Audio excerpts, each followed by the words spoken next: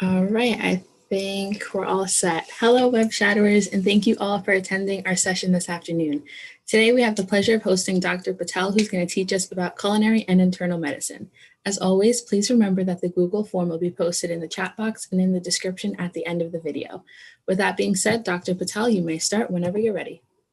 Hey, hello everyone. I'm so excited to be here. Thank you so much to everyone at Web Shadowers for allowing me to be here to share my passion and my love for internal and culinary medicine with you all. It's this talk is really based on a lot of things that I wish I had known when I was a pre-med going into medical school, and I really just want to share that with you all today. So, thank you. So, a few objectives for my talk. I'm going to tell you a little bit about me and why I decided to pursue internal medicine, and then what led me to the field of culinary medicine and what is culinary medicine? Why do we even need it? I'll talk about a clinical case, which is not based on a single patient that I see. It's actually based on a pattern of patients that I see on a regular basis. We'll talk about some healthful eating patterns, and I'll discuss what an eating pattern is a little bit later. Some tips in culinary medicine to start making healthful changes to your day-to-day eating, advice for your future, and then the most important thing that I hope all of you take away from this talk today is just one tidbit that will help you improve your overall life and your eating habits. I always like to start off my talks and say that, it's never too late to start making positive lifestyle changes, and progress, not perfection, is key. There is no one size fits all or quick fixes when it comes to your health. And then one of my favorite quotes is actually from Dr. John LaPuma, who is an internist and a trained chef. And he is I think he was the first physician to teach a culinary medicine class at a medical school many years ago. And during his TED Talk in 2014, he said, "You don't need fancy pants food to create fantastic flavor." I like that quote because I think a lot of people have the misconception that healthful eating is really complicated, but it's actually not. And I'll tell you why. So, a little bit about me. I am a native Texan. I went to undergrad at the University of Texas at Dallas and did a bachelor's in neuroscience. I actually thought I wanted to become a neurologist, but clearly that wasn't the case. And then I went ahead and took off 3 years between undergrad and medical school. And the reason I did that is when I graduated undergrad, I unfortunately didn't have the best GPA and I didn't have the best MCAT score, despite taking it multiple times. And I just needed a break to really refocus and figure out what I wanted to do. So I spent 2 of those 3 years actually working and just, being out in life and doing normal adult life things. And then I decided, it was time to get serious again about applying to medical school. And I ended up doing a post back at the University of North Texas Health Science Center. And honestly, it was one of the best decisions of my life. A, taking that time off just to regroup, and then B, doing the post back, because when I ended up finally getting into medical school, and in full disclosure, I was a reapplicant. And so I ended up graduating at that, like the top few percent of my class, and I did really well in medical school. And so I'm so thankful for that time. And I'll talk more about that later. And then I decided to do internal medicine residency at the University of California, San Diego, which was a great experience. Internal medicine residency is 3 years. And I met some of my bestest of friends during residency. Of course, I got to live in the beautiful city of San Diego, which I really miss. I'm actually in San Francisco now. And right now I'm currently a hospitalist, and I'll talk to y'all about what that is. And I'm pursuing a formal certification in culinary medicine through a program called Health Meets Food. So what is an internist? So, internal medicine physicians are specialists that treat a variety of chronic medical conditions in adults only. So I don't see children, I don't see pregnant women. I basically see anybody that's like 18 and up, and sometimes 16 and up, depending on the situation. So, mostly towards adulthood and later on. I love internal medicine because it's just, it's just such a wide variety of disease processes that you take care of. I mean, it's like heart disease, high blood pressure, diabetes, obesity, which is a chronic disease, cancer. You work really closely with a number of specialists and individuals as a part of a team. You can work in the inpatient or the outpatient setting. So I work in the inpatient setting, and so that's why I'm known as a hospitalist. And really, internal medicine is the gateway, and I would say the foundation for a number of specialties. So if you want to be a cardiologist or a gastroenterologist, and I'm talking about adults, or pulmonary critical care specialists, everyone has gone through 3 years of internal medicine training. So hospitalist, like I said, is somebody that takes care of patients that are only in the hospital, meaning that they are too sick to be cared for in the outpatient setting. So this includes people that come in with exacerbations of their heart failure or liver disease. And my job is awesome, honestly. I get to work with a lot of different specialists in a really close-knit environment. And it's not just other physicians. I'm working with, physical therapists, registered dietitians, our case managers, the nurses, the social workers. So, it really takes a village to take care of our patients. And it's nice to be able to do that in a team. And then what I love about hospitalist medicine is that I literally don't know what I'm walking into. It's a little scary sometimes because you're like, you think your day is going to go this way, and then it just completely gets derailed by something. And it's completely different. But I think that's what keeps me on my toes, is that there's just no 2 days are the same. I see different disease processes, and it really, forces me to continue learning. And that's the thing, y'all. Like, even once you're done with medical school, done with residency, the learning never stops. Before I start off my talk, I think this is an appropriate talk actually for this month, because March is National Nutrition Month, and the theme of National Nutrition Month this year is personalize your plate. And that really goes back to what I first said, is that there isn't a one size fits all when it comes to healthful eating. And that's why fields like culinary medicine exist, because we really have to work with our patients with what they have available to them and what makes sense for them. If you're interested, you can check out their website at eatright.org. And there's a lot of different handouts on their website. I just posted one of these here for just an example. So definitely check it out. So why did I choose to pursue culinary medicine training?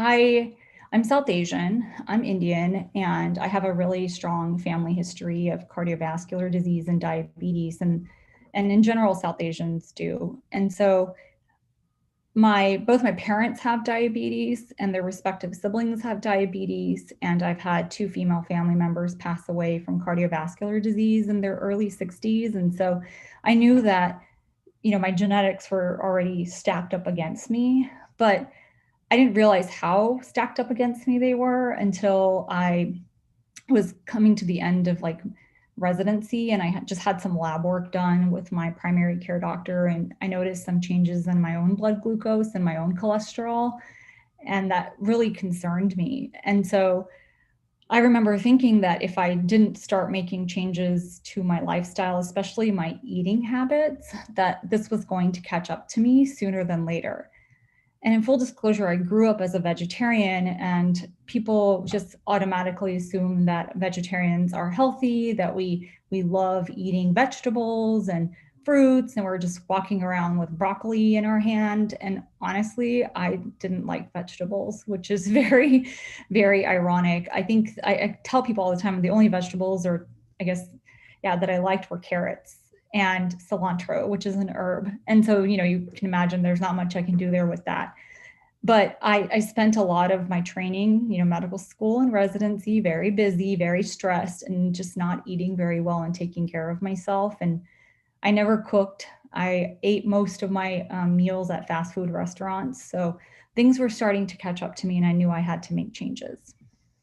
So through my search, I started looking, and I asked, Dr. Google, is there some practical way, or what are some tips? How can I start making changes in my day-to-day eating? And I was just met with like a ton of information. Some of it was good, and then some of it was just misinformation. Because I think a lot of individuals, or there's a misconception that healthful eating automatically means diet. And I tried to go on diets in my 20s because that's what I thought healthful eating was. And it just never worked out for me. So I've tried like, I think there was like this one instance where I tried low carb foods and it was all like boxed to low carb foods and none of it was like tasty and none of it was enjoyable for me. And I think I lasted like 3 weeks and then it just, I stopped because I couldn't do it. It was too much for me.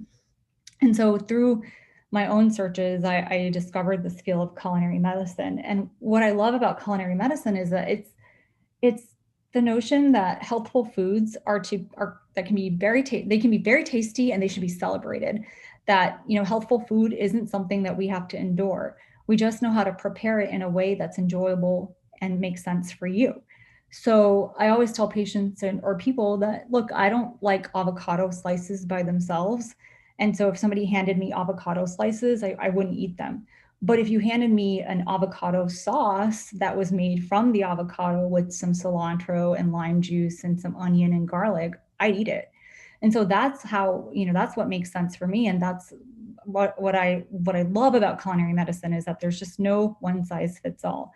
It tries to improve the patient's condition or the person's condition with what they regularly eat or drink, doesn't dictate a specific diet. It really emphasizes the importance of practical culinary skills and things like how to spice food to make it tasty so that you enjoy eating healthful foods, right? Like some people may enjoy raw broccoli. I don't. I like it roasted or I like it stir fried. But if you told me to eat raw broccoli, back in the day, I'd not eat it, and then I wouldn't really know how to stir fry it or roast it. That was something that personally I taught myself and I learned through culinary medicine. And so, like I said, it really focuses on the pleasures of eating healthful foods instead of just saying, eat this, don't eat this, or avoid that. And it's the opposite of diet culture.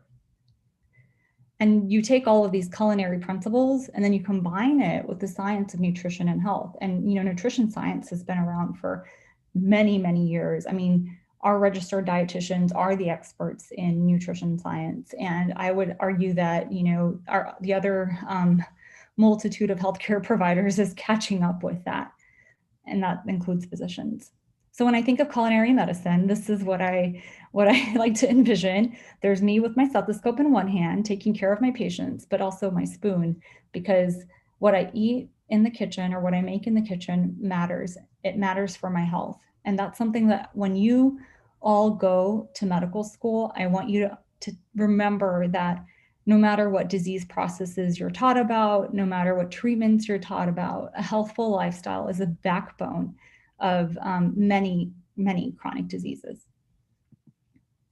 So what is a dietary eating pattern? So you're going to hear me refer to that. So dietary eating pattern is what it looks at is the totality of food that people eat across their lifetime. It's not about the day-to-day perfection. Like if I ate a cookie yesterday, it doesn't negate the fact that I have an overall dietary eating pattern. So it's not really focusing on specific foods. It's focusing on the pattern of foods that people eat. And then, I talked about misinformation earlier, and it's really true because there's just so much out there. Like I've every day read misinformation. We've read science misinformation in the era of COVID. There's nutrition and health misinformation. There's just so much that's going around, and it can be super confusing to people. It was confusing to me, and I'm a physician, right? And so I think that this is why we need practical fields like culinary medicine to really just get back to the basics of healthful eating and say, look, we know what a healthful dietary pattern looks like, and I'm going to go over that with you all. So let's find ways that are practical, tangible, and make sense for people so that they can incorporate it into their day-to-day lives. And of course, the standard American diet. We know that, unfortunately, over the last 30, 40 years, the standard American diet has really been popularized as the American diet, the Western diet. And it's because there's an abundance of food that's ultra processed, refined grains, high in sugar, high in saturated fat. And, that's definitely contributing to the rise of diet-related chronic disease. So as I said, as I told you all, I want you to remember what I said earlier about, lifestyle, especially healthful eating, being the backbone treatment or preventive strategy for the number of diet-related chronic diseases out there. But unfortunately, as medical education currently stands, there's not that much nutrition education, especially practical nutrition education in medical school. I mean, I remember that all of these vitamin deficiency syndromes cause X, Y, and Z. Like for some reason, vitamin A deficiency causing night blindness always sticks out in my head. And I'm not saying that's not important to know. That's incredibly important to know because I have patients that actually have vitamin A deficiency that I take care of. But unfortunately, that piece of information isn't going to help me figure out how to make healthful food for forever, basically, right? And so studies have demonstrated that healthcare practitioner physicians are willing to learn how to make these changes, how to practice or provide practical nutrition information to our patients, our colleagues, our friends, ourselves, but we just don't know how. And we're not trained in those practical skills, those culinary skills to carry out those changes. And I think we also don't link the importance of a healthful diet, the importance of a healthful lifestyle, and emphasize it enough when it comes to the prevention and treatment of diet-related chronic diseases, of lifestyle-related chronic diseases. So there's a lot of push now, a lot of medical schools a lot more, I should say, that are, incorporating formal culinary medicine curriculum or a program. I don't know that it's longitudinal, across all 4 years, but at least it's an elective for some, where they, are in the kitchen, or this was more pre-COVID, but they're in the kitchen and they're basically alongside dietitians and chefs, and they're learning about culinary medicine. They're learning about practical nutrition education, which I think is fantastic. And I wish every medical school had that. So in the United States, I talked about the standard American diet, but in general, there's just been a push to consuming more of your meals out of the home and cooking less in the home. And every 5 years, the USDA, they put out these dietary guidelines. And so if you're interested, you could actually go to their website and read their dietary guidelines that they just put out for the next 5 years. And they have all of these statistics that they kind of upfront talk, and they talk about the evidence upfront, the statistics as far as, diet-related chronic diseases, why it's important to follow a healthful eating pattern. And, one of the statistics that they pointed out is that, about 74% of adults have overweight or they have obesity. And I love this graphic, actually. I went to a conference recently called Healthy Kitchens, Healthy Lives, and it was my first year attending, and it was definitely not going to be my last, because it's the intersection of healthful eating, our environment, and diet-related chronic disease. It's a conference that's a partnership between the Culinary Institute of America and the Harvard School of Public Health. And so it's a fantastic conference, open to healthcare professionals of all backgrounds. So a conference that you could consider going to later once you're in medical school or in residency. So there was this, graphic of the states in the US, and this is where the US obesity rates really stand right now in 2021. But then when you go to 2030, they extrapolated, made a prediction essentially, and you can see that in 2030, over half the states are predicted to have a US obesity rate greater than 50%. And like I said earlier, there's been this trend towards consuming food out of the home, especially fast food.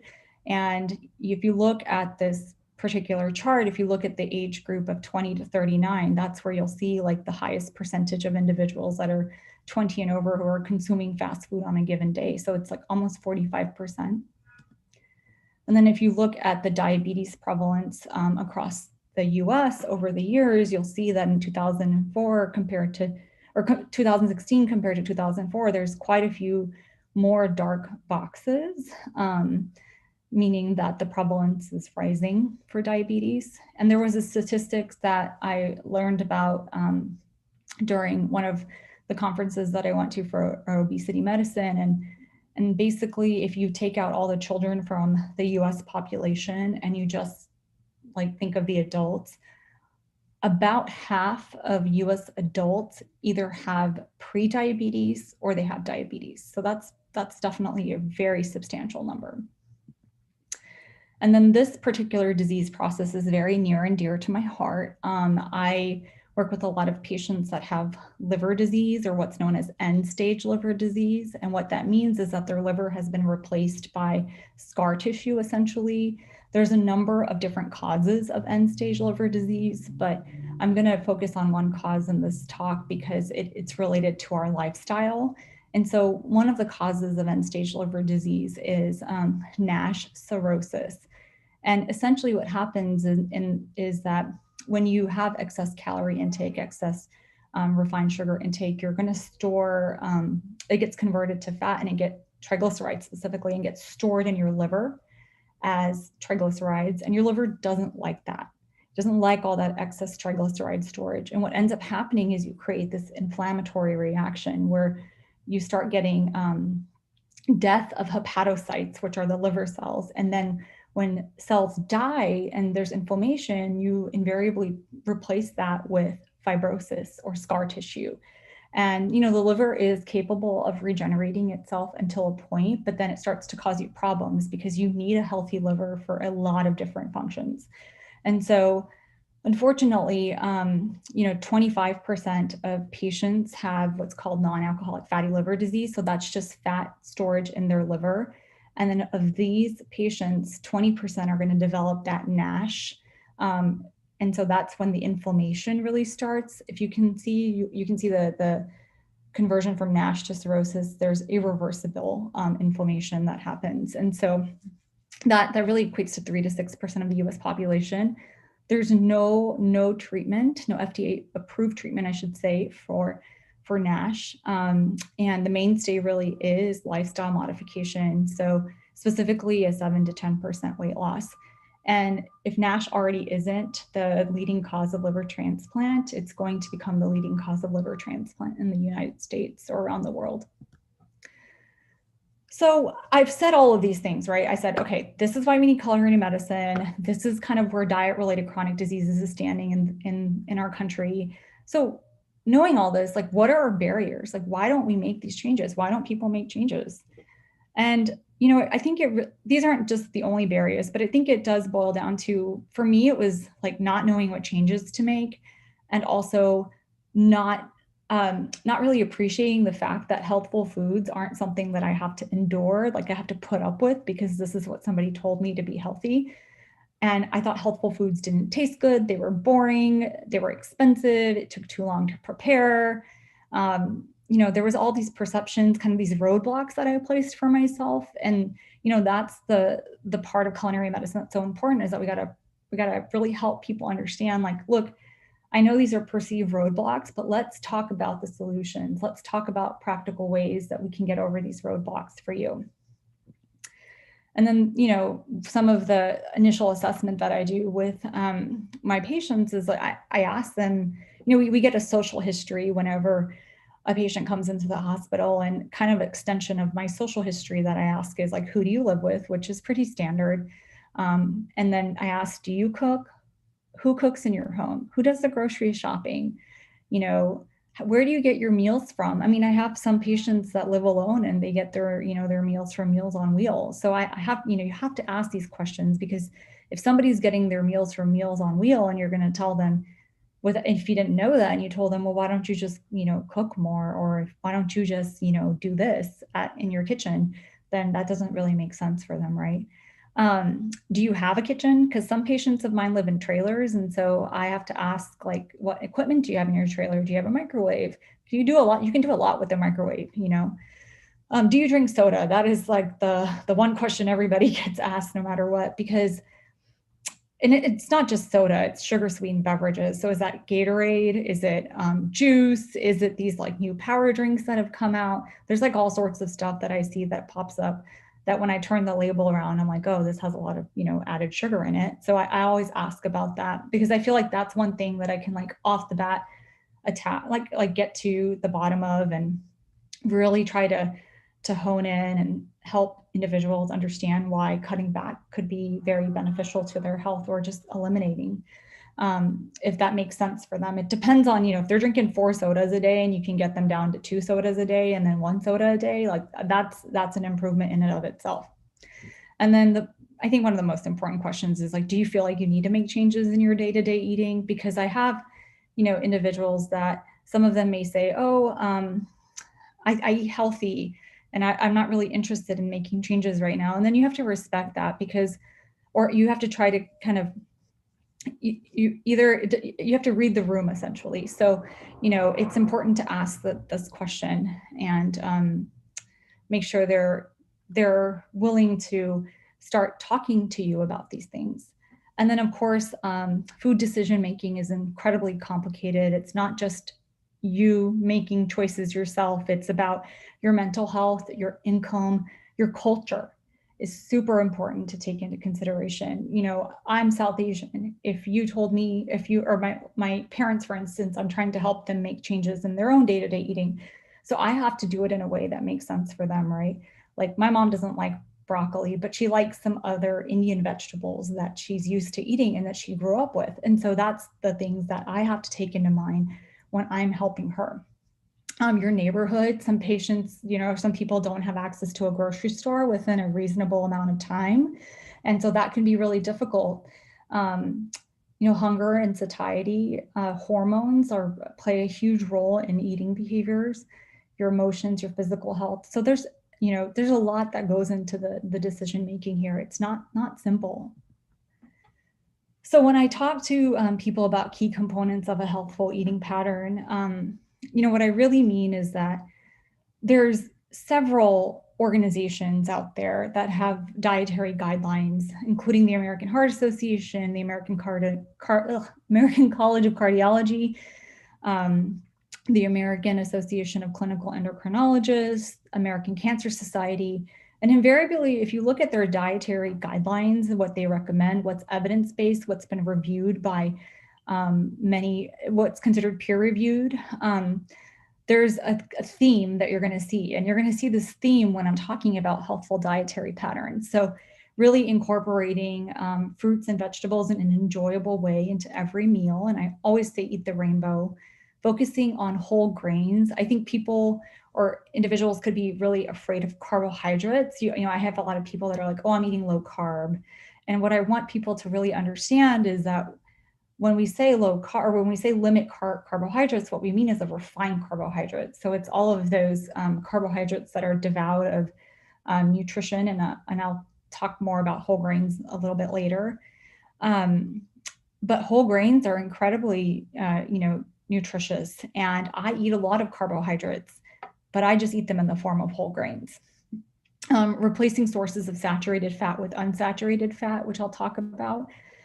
Consuming more legumes. I read a study that in general, just in the US, like legume consumption is it's not high compared to other countries in the world. And so what I mean by legumes is beans, lentils, peas, soy, peanuts are considered a legume. So there's a lot of benefit to consuming legumes. They're a great source of plant-based protein. Limiting ultra-processed foods, which is, the things that you probably think about when you hear the word processed food. So all of the cakes and the cookies and the cereals that are really filled with added sugar. Reminding people that supplements are not a substitute for real food. So I have a lot of people ask me about supplements and, what supplement do you recommend to be healthy? Or what supplements do you take? Or do you, will this help me? And I really have to say that, look, supplements are not a substitute for real food. This is a whole talk in and of itself, but the supplements are not regulated. There's no guarantee that you're actually getting what the bottle says unless it's been tested by a third party. So it's very, very, very important for me to remind people of that.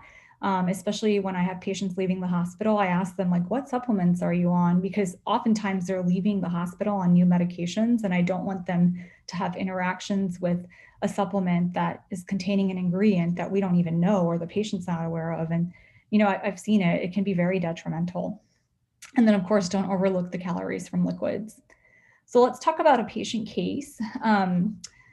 that like I said earlier, is based on a theme of people that I see in the hospital. And so you're on the hospital medicine wards with me, and we're rounding on one of our patients, Mr. Cardiothoracic. He's a 66-year-old male. He has a history of diabetes, high cholesterol, high blood pressure, and coronary artery disease, which I'll talk about what that is. And he just recently underwent like this hospitalization. He underwent a 3-vessel coronary artery bypass graft procedure, which is major cardiac surgery. And I'll show you what that looks like. And so he actually came in several days beforehand, and he was having chest pain. And as a part of his workup, they found multiple blockages in the coronary artery. So the coronary arteries are the arteries that come off of your aorta. So your aorta is it's a big artery that's responsible through its branches to providing blood to basically everywhere in your body. And the coronary arteries also come off of that aorta, and they supply blood to your heart, right? Because your heart needs blood to pump as well. And so he had some blockages, and he essentially, needed this procedure to help relieve those blockages because he had 3 vessels, and he was a diabetic. So that's actually an indication for a CABG procedure. So essentially, like I said, you have the aorta, which is your big artery, and these little, I don't know if you guys can see my mouse, hopefully you can, these little arteries that are coming off are your coronary arteries, and unfortunately his were blocked, and so they had to take either some veins from your leg, sometimes they take your radial artery, sometimes they take your internal mammary artery, which runs kind of down the chest wall, and they use those as bypasses to get around those blockages. So it's a pretty cool procedure, but not a procedure that, we want everyone having. So past medical history, I kind of already touched on. He's had his gallbladder out before, and of course he's in the hospital because he just had that CABG procedure. And then before he came to the hospital, he was taking lisinopril for his blood pressure, metformin and glyburide for his diabetes, atorvastatin for his high cholesterol, and a baby aspirin. He has no allergies. So we talked about social history. So it's always really important to ask patients about their smoking history, and their alcohol consumption history. And so he's never smoked cigarettes. He's never drank any alcohol, and he doesn't use any type of illicit substances. He's retired and married. This is a part of the social history that I expand a little bit.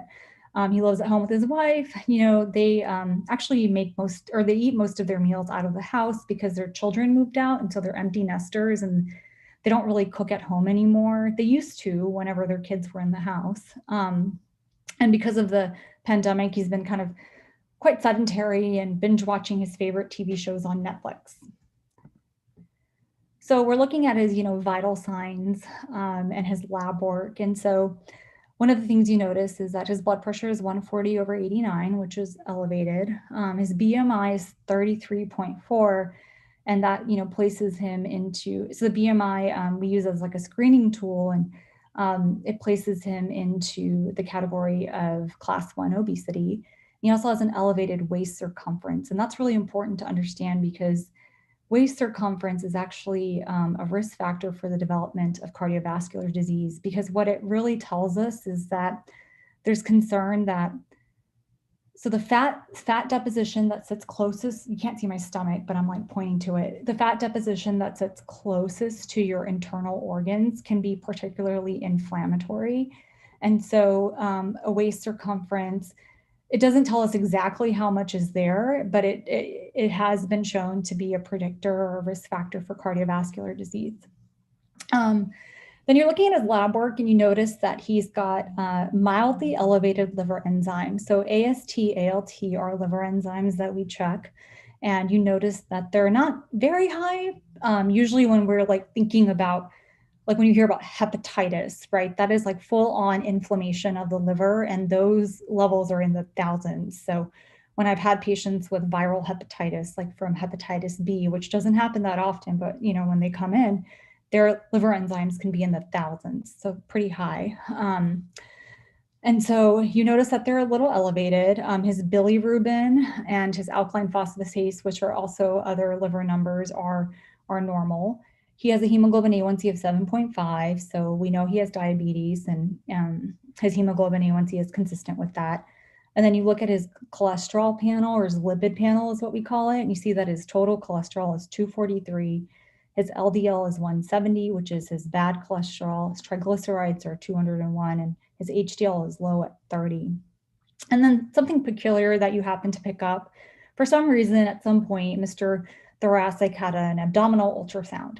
And you notice that the ultrasound had this finding called hepatic steatosis. And if you recall from what I was talking about earlier, when I was talking about non-alcoholic fatty liver disease and NASH cirrhosis, hepatic steatosis, what that basically tells us is that there's fat in the liver. And remember, we talked about how the liver doesn't like excess fat. And now we're picking it up on ultrasound. He's got no nodularity. So nodularity is actually a finding of cirrhosis, which is end stage liver failure, which is when the liver is not, it's been primarily replaced by fibrotic tissue and it's not really working anymore the way it should. So like I said, fatty liver.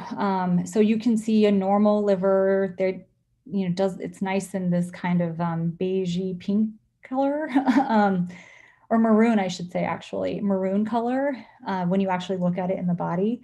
And then when it's, when it starts to have fat deposition, it becomes this like pale tan color. And you can see that there's this white right here. These white circles are actually the fat globules. They get kind of washed away when you stain the tissue from a biopsy, for instance, of the liver.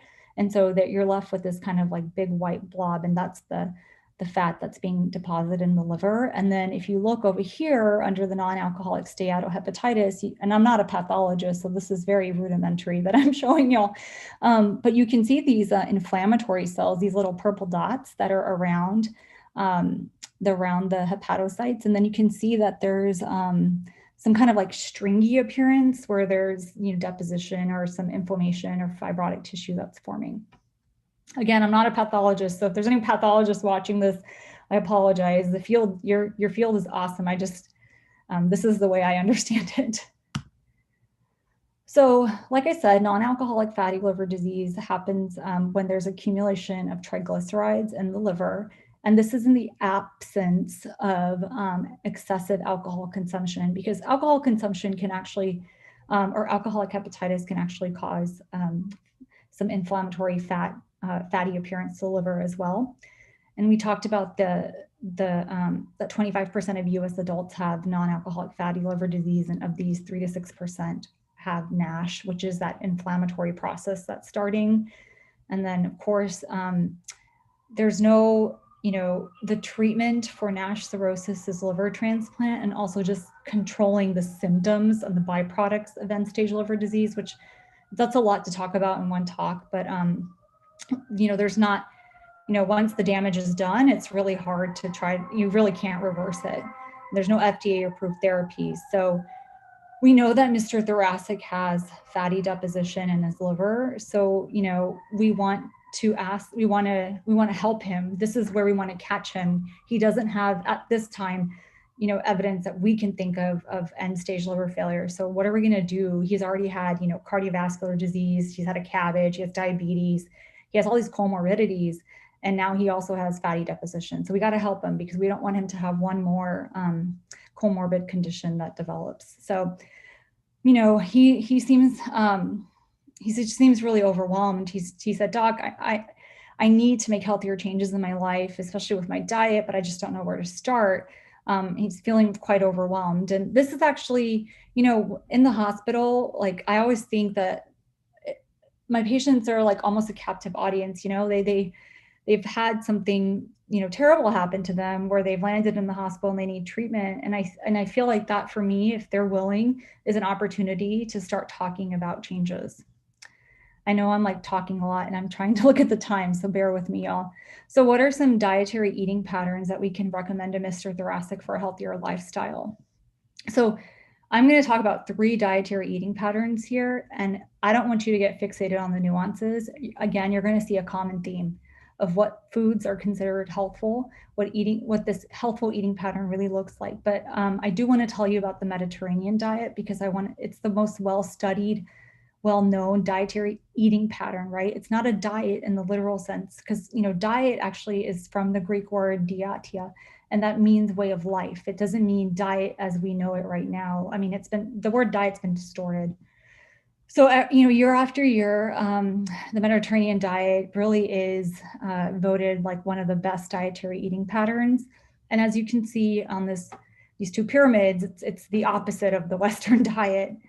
And it came to light because there was an American physiologist named Ansel Keys back in the 1940s, 1950s, in the post-war era. And what he noticed is that these like Minnesota businessmen were, they were like in their 40s and 50s, and they led like really highly stressful lifestyles. And they were having, they had cardiovascular disease, or they had an MI or a heart attack.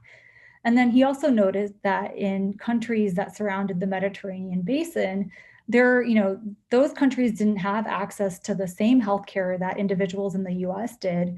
And they for some reason, just had a lower incidence of cardiovascular disease. And what he attributed that to was their dietary eating pattern. And so I think the term Mediterranean diet was really coined after his discoveries and his research, because I don't think that's not what individuals that live in the Mediterranean basin actually call their eating pattern. But that's where it really came to light. And then it's kind of taken off over the last 50 to 60 years. So it's a traditional eating pattern that's found among individuals that were living in the Mediterranean basin in the 1950s and 1960s. And what it's really taught us is that the importance of a dietary pattern is more than focusing on single nutrients and foods. And it's characterized by a high intake of extra virgin olive oil, fruits, vegetables, nuts, cereals, which are grains, not cereal like in the box, like, Captain Crunch, and especially whole grains, moderate intake of fish and poultry. And really what it emphasizes is like lower intake of red and processed meats, refined sugars. And if you are somebody that eats dairy, they primarily traditionally ate dairy in the form of aged cheeses and yogurts. Of course, everyone's like, oh, Mediterranean diet includes wine in moderation with meals, specifically red wine. And the high polyphenol or antioxidant content of all of those foods combined are thought to be responsible for the cardiovascular disease benefits. So the Mediterranean diet, I just want to emphasize, is not a low-fat diet. It's probably on the, because I wouldn't say it's a high-fat diet, but it's definitely not a low-fat diet. And I say that because it consists of foods that have healthful fats, including extra virgin olive oil. And there isn't just one Mediterranean diet, right? So there's a bunch of countries that are surrounding the Mediterranean basin, and they all have their own uniqueness to their eating styles. So I think that it's been, when people think of the Mediterranean diet, they're like, oh, it's from this romantic diet full of all of these foods that I have to go get from like a Mediterranean grocery store. And it's really not meant to be that. So this is the Mediterranean diet pyramid, which I think makes it easier to really conceptualize the eating pattern. So as you can see, in addition to the diet, I should say, the lifestyle of the individuals that live in the Mediterranean basin, at least in the 1950s and 60s, was really a lifestyle of community, activity, of togetherness. And so that does form the basis of the traditional Mediterranean diet pyramid. But if you look at the dietary aspects, I mean, the base of that part is, really primarily plant-derived foods with some component of fish and seafood if you're going to eat an animal-based product, and lower amounts of poultry, eggs, cheese, and meats and sweets. So I already kind of touched on that. I'm going a little fast, y'all, because I'm going to run out of time. But one of the kind of hallmark landmark studies of the Mediterranean diet was the PREDIMED study. It's not a study that I remember learning about in medical school. I probably did, but I just don't remember it. And basically this was a study done in Spain. They took over 7,000 Spanish individuals and randomized or divided them into these groups. And the groups were low-fat diet, which means that less than 30% of their calories came from fat. So that was the control diet. And then a Mediterranean diet supplemented with extra virgin olive oil, or a Mediterranean diet supplemented with nuts. And what they found is that compared to the control diet, both the Mediterranean diet with extra virgin olive oil and the Mediterranean diet with nuts, the cumulative incidence of cardiovascular disease was lower. Another related eating pattern that I think of that's, again, related to the Mediterranean diet, but people kind of call this the Mediterranean diet for the American taste, is the DASH diet. Again, it's not a diet in the literal sense that as the word diet is commonly known, but it's an eating pattern, which again includes a lot of the same foods that are in the Mediterranean dietary eating pattern. But the difference with the DASH dietary eating pattern is that the dairy that it includes is like it could also include like low fat milk products, which the Mediterranean diet doesn't emphasize as a form of dairy that's included. And then let's see, there's a little bit of a variation as far as like the fish and the poultry recommendation, I should say. And so the reason the DASH diet though came to light was back in the 90s. There was a study that was done by the NIH where they essentially wanted to see if this dietary pattern could help improve individuals with high blood pressure or just blood pressure in general, because they took 459 adults and some people had high blood pressure and some people didn't. And they put them into these three groups. Again, the typical American diet is the control diet, the typical American diet with some fruits and veggies, or the DASH dietary eating pattern. And what they noted is that, the individuals that were in the fruits and vegetables diet, so that's group number 2, and the combination diet, which is the DASH dietary eating pattern, actually had a decrease in their systolic, which is the top number of their blood pressure, and the diastolic, which is the bottom number of their blood pressure. But what was really interesting in the study is that the higher your blood pressure was, so if you were somebody that had just frank hypertension, like your blood pressure was, systolic was in the 150, 155, or over 90, the bigger your drop in your blood pressure with the DASH diet eating pattern. And it was a drop to the point that, it would be equivalent to taking like one medication for your blood pressure. Now, of course, these studies are done, or this particular study was done in a more controlled environment. And, the participants were provided the food, so that you have to take that into account when interpreting the results. And then another, I guess, when you take the Mediterranean diet, parts of the Mediterranean diet and parts of the DASH diet that are actually beneficial for what's called cognitive decline or neurocognition, there was a new dietary pattern that's being studied called the MIND diet. And so Alzheimer's is like the 6th leading cause of death. And unfortunately, there's no good treatments to reverse Alzheimer's. There's treatments to, help with the symptoms, but really the focus of Alzheimer's disease is trying to prevent Alzheimer's disease from happening in the first place. And so there was a group of researchers at Rush University Medical Center, and they noted that there were a certain number of foods that were included, like in the Mediterranean dietary pattern and the DASH dietary pattern, that might actually help prevent what's called cognitive decline, which is a hallmark feature of dementia. And what they found is that the specific unique aspects of both of these dietary patterns that could be beneficial to preventing or delaying the onset of dementia included berries, so like strawberries, blueberries, raspberries, and green leafy vegetables, so like spinach, kale, chard. So this is a dietary pattern that's fairly new. It's still being studied. There's a large randomized study that is ongoing that I'm hoping that we'll get the results for sometime this year. It's really curious to see. But again, all 3 dietary patterns focus on including an abundance of whole grains, fruits and vegetables, nuts, seeds, healthful sources of fat, beans and legumes, and limiting ultra-processed foods, added sugars, sources of saturated fat. It doesn't say omit it or don't eat it. It's the word limiting. That's important to make a distinction. So Mr. Thoracic, he decides that, with all of his comorbidities, his diabetes, his cardiovascular disease, now this fatty liver deposition, he really wants to work on the Mediterranean diet eating pattern.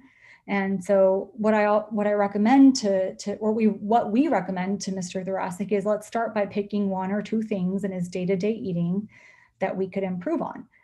And let's say he tells me that in the morning, he likes to eat, or he doesn't, or let's see, I'm trying to think. Not that Raisin Bran is bad, but it is a ultra processed cereal. And so I may tell him, like, why don't we try some, quick oats or 1-minute instant oatmeal, and not the ones that are in the packet with added sugar, but why don't we try the one that's in the canister, and you could, you make it with water, you can make it with the plant milk. You can add some berries to it, some nuts to it, some cinnamon to it. If you want a little bit of sweetness, you can add some maple syrup or bananas. And let's try that. Like, why don't we try that as breakfast for several days out of the week? You see, if we told him to just eat healthy or go get a bunch of fruits and vegetables and start eating them like at every meal, that piece of advice is really, that can be really overwhelming. And so I think it's really important to be specific about the goals that you want individuals to incorporate, or you want to help individuals incorporate. And so I always say, when somebody's starting out in making healthful eating changes, just pick one or two things and go from there. That's what I did. And it personally really worked out well for me, and I'm still doing it. It's a work in progress.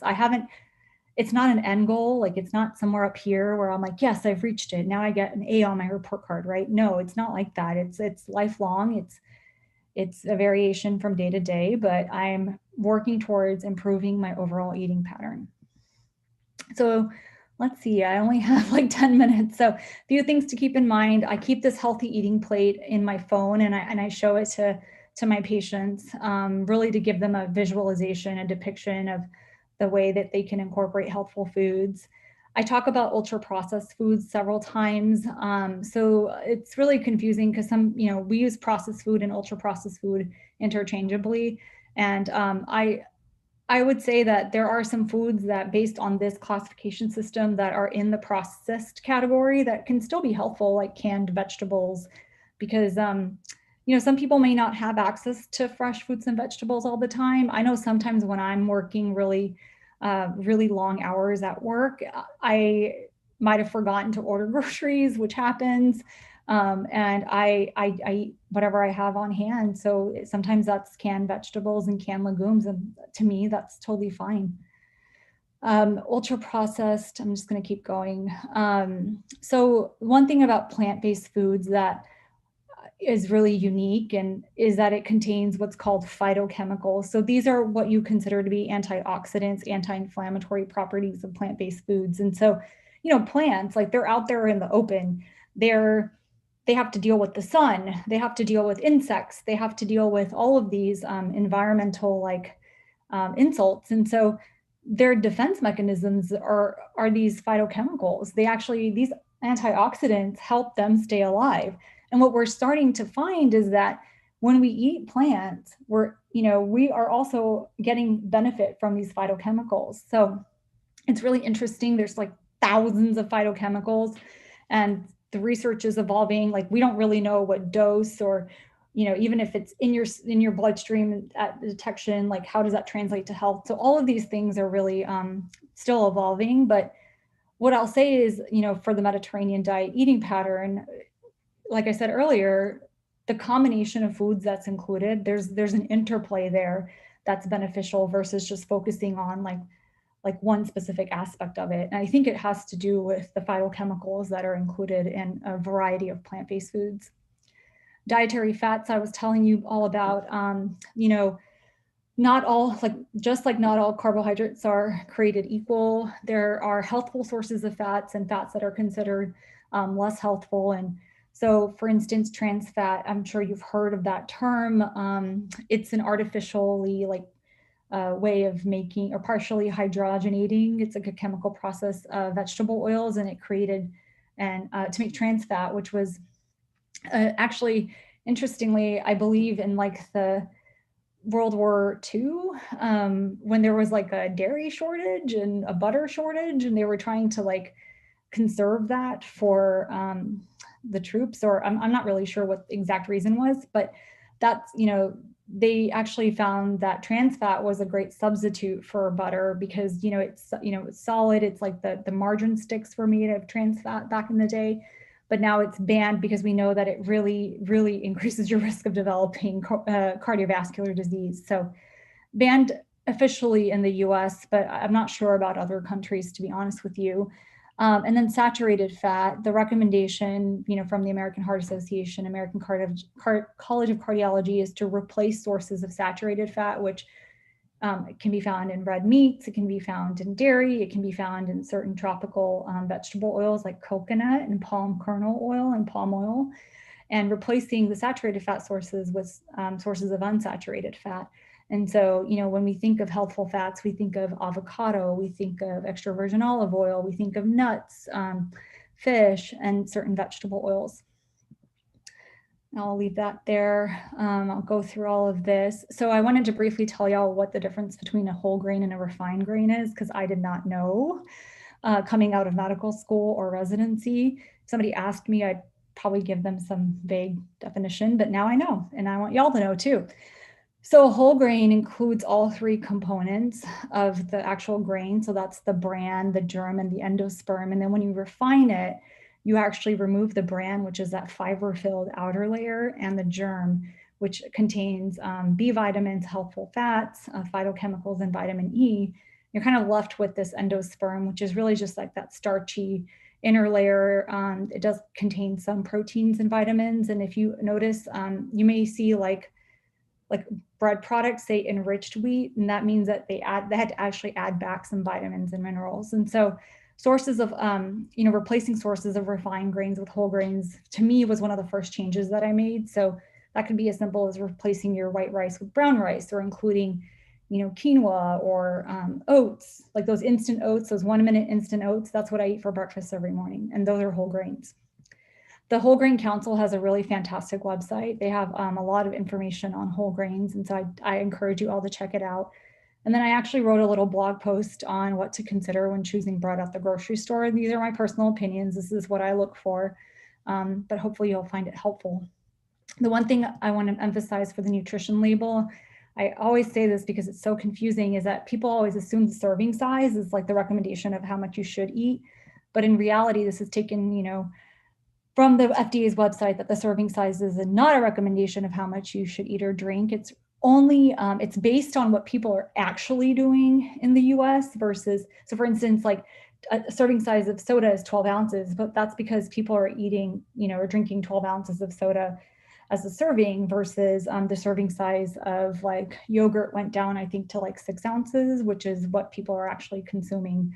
And so again, serving size is not a recommendation of how much you should eat. It's really there to help you compare products. So if you're looking at soy sauce versus like coconut aminos or liquid aminos, I want you to notice that the serving size on soy sauce is usually 1 tablespoon, while the serving size on liquid aminos or coconut aminos is 1 teaspoon. So please make sure you understand that when you're looking at nutrition labels. You want to make sure you're comparing apples to apples. Okay, so I will probably skip through this bit. One of the first things I did when I was learning how to cook was get a chef's knife. And people always think chef's knives are hundreds of dollars. They're really expensive, but I actually got this one for $20 on Amazon. And I was trying to find it, but I guess they don't carry it anymore. But really, it's made it more fun for me to chop fruits and veggies. I like to watch videos and like practice my cutting skills, and it just makes cooking more fun and also faster. When you have a sharp knife that you can use to chop, it actually is safer than a dull knife by far, and it just makes the process a lot faster. And then also want to make sure you're gripping your chef's knife properly, and then using a claw hand when you're chopping, because you don't want your fingers, don't really be careful, like don't have your fingers sticking out like this holding the vegetable, okay? Because that you could really hurt yourself. And then always secure your cutting board with a towel. Don't ever have your cutting board on a flat surface that it could slide around in. We don't want kitchen injuries. I have a few blog posts on my page on how to keep produce fresh, and then also deciphering these printed dates. I can't tell you how many times I've thrown away perfectly good food because I thought the best if used by or before date was actually the expiration date, and it's not. When you're a student, when you're going to medical school, you don't have a ton of money, and I didn't. And so I wish I had known about all of these practical skills before, so I could A, prevent food waste, and B, make it easier for me to healthfully. And then I have a blog post on just some tips of cooking if you're new to it. The one thing that I want you to understand, the one thing that I personally is so near and dear to my heart, because I cannot talk about healthful eating without acknowledging that food insecurity exists in the United States and around the world. The USDA defines food insecurity as the lack of consistent access to enough food for an active and healthy life. And prior to the pandemic, 1 in 9 Americans were food insecure, and that included 11 million children. And then, because of the COVID-19 pandemic, and according to Feeding America, 50 million people may experience hunger, and there's a need of 8 billion meals. And there's been a substantial increase in the number of individuals that are seeking help from a food bank. And why I bring up food insecurity is that when you look at food insecurity, it is a risk factor for the development of a number of chronic diseases, especially diet-related chronic diseases, including obesity and cardiovascular disease. So this was a recent study that was published, I think last year. And after they controlled for the traditional risk factors for cardiovascular disease. So we talk about diabetes, high blood pressure, smoking, obesity. They still found an association with food insecurity. So the more food insecure you were, the higher your associated risk of developing cardiovascular disease or dying from cardiovascular disease. And then the other thing I always want to emphasize is I talk about healthful eating. I talk about it because it's important for our health, but it ties so closely with the health of our planet. So when you eat healthfully, you're not just helping yourself, you're helping our planet, because there's a lot of greenhouse gas emissions that come from the agriculture of foods that are considered less healthful. And so I want you to know that these are all tied so intimately together, and it really healthful eating benefits everyone in more ways than one. And then my culinary medicine tips for making healthful eating easier, in addition to picking 1 or 2 things to start off with, I like to cross-utilize ingredients. Like yesterday, I did a culinary medicine demo for some of my fellow docs at work, and I made a homemade Chipotle style bowl, and so I had brown rice that I just tossed with some lime juice and cilantro. I made a corn salsa. I made an avocado sauce. I had some black beans, and you could eat that as a bowl. You could make that as a burrito. I'm using the corn salsa today to do a demonstration later for hummus tostadas, which, by the way, I'll talk about that in just a second. But that's what I love about cross-utilizing ingredients. It's variety. It's one ingredient can be used in a number of different ways, or a set of ingredients can be used in a number of different ways. And so I highly recommend doing that. Also, batch cooking. I am somebody who doesn't like to eat the same thing, 3 or 4 days in a row, but I'll do it for a few days. So whenever I'm cooking for myself or my husband, I always make sure that I cook enough for the next day. And so, by the time the next day rolls around, we've finished it, and then, I can eat something else the following day. That's personally my preference. Some people, my husband could eat the same thing a whole week straight, but that's what works for me. What else? Let's see. Oh, and advice for your future. Going back to what I said earlier, I was a reapplicant to medical school, and I really want to emphasize that don't apply to medical school until you are ready and until it feels right for you. I'm South Asian. I had a lot of pressure, from my parents growing up, and they meant well. I love them. They just wanted me to succeed. But when I tell people why I went to medical school and why I did it the way I did it, it was because it made sense to me and it was for me. It's because I wanted to do it. And so, there's a lot of external pressure. You'll see your peers around you doing certain activities or, applying to medical school, and you'll think, well, maybe I should apply, but I don't feel ready. And I just encourage you to really pause and take a step because like the first time I applied, I wasn't ready. I just did it. And I wish I hadn't. I wish I had spent that time, really building up my application and really trying to strengthen my application. And it was a learning lesson for me. So I'm speaking from experience when I say do it when you're ready, and go to medical school because you want to go to medical school, not because somebody told you to. Start by, I don't know what level of, are you a freshman? If you're a junior, whatever, definitely start by identifying your letter writers as early as possible, because you want them to get to know you better. You want them to be able to really speak to your strengths when they're writing you a letter. So definitely, I highly recommend trying to build those relationships early on, do some research in their lab, make sure that you give them an opportunity to get to know you. And take the MCAT early, especially if you live in a state with rolling admissions like I did in Texas. Towards the end of the application cycle, there's not that many interview spots left. So medical schools might be quote unquote more pickier, I should say, because especially if you don't have the best statistics as far as like the MCAT score or your GPA, you want to apply as early as possible. And then thank you all for listening to me. Feel free to follow me on my Instagram. I talk a lot about healthful eating and a lot about what I've presented in my presentation. And I want you all to know that I am advocating for better culinary medicine education and medical training. I recently wrote this article and was published in the Beat. So if you're interested, check it out. And then speaking back to those hummus tostadas I was talking about, if you're interested, I'm partnering with Pam Fullen-Ryder. She's a registered dietitian nutritionist, and she actually works with the culinary medicine program at one of the medical schools in Houston. And she and I are going to be going live today doing a demonstration on some plant-forward culinary goodness, I should say. So I'm demonstrating a corn hummus tostada, and she's going to do spicy peanut zoodles. So please join us. It's at 4 p.m. Pacific Standard Time and 6 p.m. Central Standard Time. And I'm done. I sent you a couple questions if you want to look at those. Let me take a look and see. Oh my gosh. Y'all have to forgive me because I'm very tech challenged. Okay.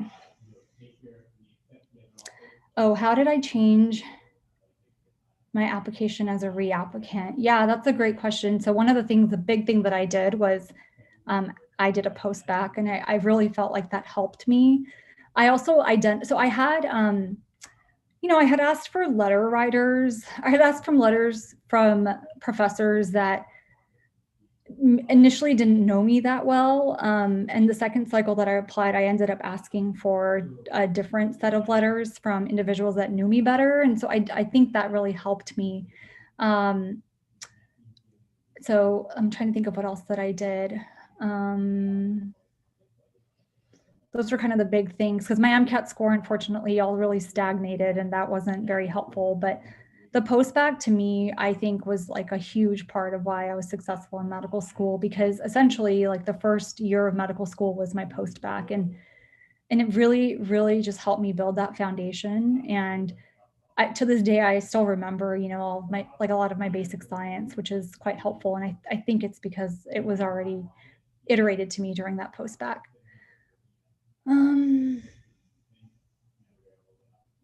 Is there some level of triglycerides that's good? So usually less than 150. It depends on that's kind of like the accepted number. And then optimal levels of HDL and LDL. I would say the optimal level of LDL is less than 100. Lower if you have, pre-existing cardiovascular disease. The HDL, for women greater than 50, for men greater than 40. Would you say Meals on Wheels is generally healthy or unhealthy? To be honest with you, I don't really know as far as what's provided in Meals on Wheels. It's something that I've been wanting to understand more, but I will say that, food insecurity in and of itself is a risk factor. And if this is the way that individuals are getting their meals and their food, and this is what they have, then by all means, that they should continue it. I don't like to, it is what it is. Like healthful eating isn't perfect. You have to do what's available to you. You have to do what makes sense for you. And Meals on Wheels is, an organization that's trying to address, hunger and food insecurity and making sure that our elderly don't have, that they don't go hungry. And it was especially if all of you that live in Texas, I know that Meals on Wheels is working really hard to get meals to individuals, especially the elderly that were stranded, essentially, that they couldn't, leave their homes. So really important, just to say that you do what you can, you do the best that you can. Is there a difference in added sugar versus natural sugar? Yeah, so this is a great question. So yes, there is, in the sense that sugar that's a part of a whole food, like an apple, yes, it has sugar in it, but it also has fiber, vitamins and minerals, and phytonutrients or phytochemicals. And the way that, even though your body, it's still sugar, the way that that's going to, the way that insulin is going to respond to an apple is different than the way it's going to respond to a soda. So, even if and the word natural, like, it gets added to a lot of added sugars, like it gets attached to a lot of labeling for added sugar. So I'm just going to go and say that, maple syrup, added sugar, honey, added sugar, coconut sugar, added sugar. What other sugars out? Brown sugar, added sugar. It's all added sugar. So you have to understand that even if it has the word natural or organic or non-GMO or whatever on the labeling, it's still an added sugar. So definitely don't fall for that. Oh yeah, exercise changes. Oh yes, I want to emphasize that even though I talk about healthful eating habits, because I think it's one of the hardest things for people to change, I don't do that to the detriment or discount of other healthy lifestyle factors like sleep and exercise and avoidance of sedentary behavior. So I don't talk about it a lot on my platform. And I always preface it by saying that, look, it's not that it's not important, it's incredibly important, but it is something that I think over time I'm going to be incorporating more and more of. My colleague, Disha Narang, if you're not following her, you should. She's amazing. So she's at Disha Narang, MD. She and I did this combined, or she and I talk a lot about obesity medicine as well, because it's our something that we're also very interested in. And, we talk about making sure that in addition to healthful eating, we also incorporate exercise. And, it doesn't have to be like exercise that it's hard, because it's like, you see all these people are like, do I need to be on the treadmill? Is that the only way of exercise? And really what we're trying to say is you need to do what makes sense for you and what you find enjoyable. If you like to go on brisk walks, great. If you like to run on a treadmill, great. If you like to run outside, wonderful. If you like to go up and down stairs, great. But, on average, the recommendation is 75 minutes a week of vigorous intensity exercise, or 150 minutes a week of moderate intensity exercise. And so by vigorous, that's things like high intensity interval training, that's running, that's spinning. There's a lot of different things that fall into that category, but whatever way, you can do it to get that minimum amount or more, and whatever makes sense for you, that's what you should do. Obviously, if you have some pre-existing conditions, or if you're somebody that isn't exercising, or if I have a patient that tells me that they're sedentary and now they want to go do high intensity interval training, they actually might need some workup before they do that, because we don't want them, what if they have pre-existing cardiovascular disease or coronary artery disease? We don't want them to stress out their heart when they go from 0 to 60 and have a heart attack. So there are certain situations where you want to get clearance from your physician, but in general, those are the recommendations. And so what I tell people is the goal is to move more, sit less. So even sedentary behavior is a risk factor for development of cardiometabolic diseases. So every so often, I've just sat here for an hour and 15 minutes, so I'll probably get up and walk around a little bit. So I definitely use my standing desk at work. I try to fidget, I walk around, all of those activities that you don't think are actually exercise, they add up. And there's actually a term for that. It's non-exercise activity thermogenesis. And what that means is things like it includes activities like cleaning your room, folding the laundry, fidgeting, cooking. All of those things prevent you from being sedentary. So just remember, move more, sit less. How do you approach a conversation with a patient who has brushed off eating healthier because they are not seeing any results in their appearance and overall health? So that's a really, really, really great question. And that kind of goes back to, understanding the readiness for an individual or a person to actually make the changes. And so, for instance, I've had situations where people tell me that they don't like to eat vegetables, which is, that's what I used to tell people, right? But what I try to understand in that situation is, what don't they like about vegetables? What happened in the past to make them not like vegetables? Was it the way that they prepared them? Was it the way it was presented to them? So it takes a lot of digging and takes some time to really figure out why a person is averse, or they're not wanting to make a change at this time in their eating habits. And that's where techniques like motivational interviewing are really, really useful. So I can't really, like, motivational interviewing is a whole talk in and of itself that I'm not an expert in by any means, but it's really helping to empower patients to make their own intrinsic healthful eating habits versus you telling them as their practitioner, as their physician, to do something. And so, when somebody's brushed off, or when they feel like, if they're not ready to make those changes, then you just keep trying again later on. And it's could be at a different appointment. It could be in the future, but you don't want to like ever force anybody to feel like they have to make a change because you told them to. And so it's really trying to understand, like, in the past, like, what's worked for them, what hasn't worked for them, or I guess in this situation, nothing's really worked. And so you want to understand what those barriers were, but that understanding can only come if an individual is open to talking about it. So you have to respect, you have to try to get them to that point where they're okay with talking about it, but also respect their autonomy. What are your views on intermittent fasting?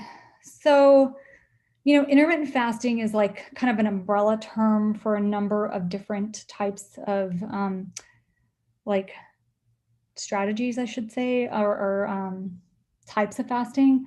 So, there's like the traditional like 16-8, where individuals fast for like 16 hours of the day and their eating window is like 8 hours a day.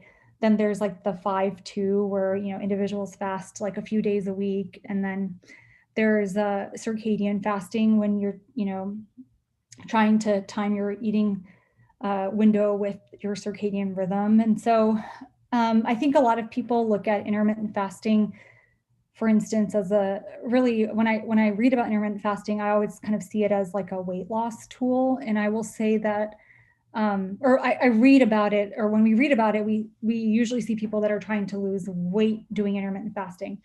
So I will say that intermittent fasting is, compared to just calorie restriction, which is really important for weight loss, is no better. It's, if it works for somebody, that's great. The same principle still applies. They must be restricting their calories by doing intermittent fasting, and that's how they're losing weight. It's not because they're specifically doing intermittent fasting.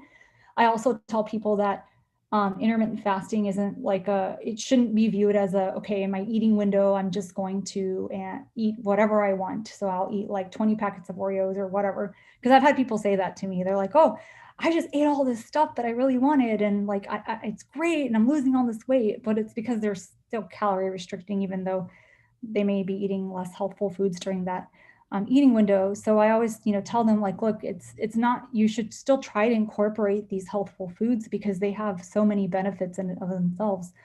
I don't I've never recommended it to anybody personally. I'm not, and it's a personal decision if you want to practice a form of intermittent fasting. I will say that, if you have comorbid medical conditions like diabetes and you're on insulin, and if you're going to be going through prolonged periods of a fast, you want to talk to your physician or your healthcare provider before doing that, because you don't want your blood sugar to drop during your fasting windows. And so I don't recommend it. If it works for you, that's great. Try to do it, and still by incorporating those healthful eating patterns. So yeah. Any other questions? I think that's it. Thank you so much, Dr. Patel, problem. for presenting for our web shadowers and teaching us how to better fuel our bodies. Yes. We loved the images and examples that you shared, and thank you for answering all of our questions. As for everyone else, please make sure you check out her socials. Her Instagram is at Dr. Plantel. The link to today's Google form has been posted in the chat box and will be in the description of the video shortly. Please make sure you fill it out within the next 30 minutes for us to receive verification for your attendance. And please make sure you tune in to our next session